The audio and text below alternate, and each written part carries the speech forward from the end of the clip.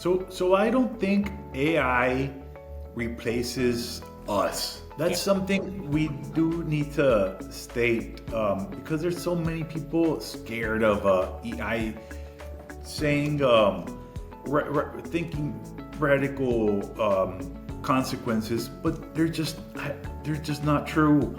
AI makes our lives easier. Yeah. It's like an assistant. That's what I feel. AI is an assistant, and I mean, you might not need as many people as before. That's a fact. That's a direct effect. But AI will never replace humans. I see it as a great assistant that is always available. No, they don't need rest, and they're always there 24/7. Yeah, of course, it's one of these things that we sort of always say, which is, in the past, if you were doing 100 or 200 or 300 entries a month per entry writer, you're getting up into the upper echelons of what was possible, unless things are very, very simple. When you're dealing with complex entries, there's just a level to which a human can perform.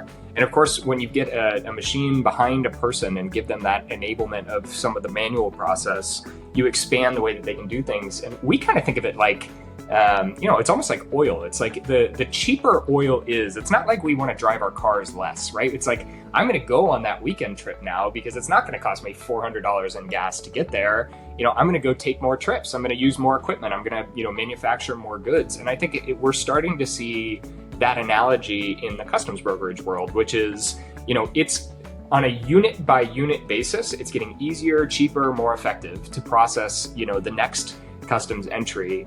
But often what that means is now we can do more. Maybe we can do 1,000, 1,500, 2,000 entries per writer.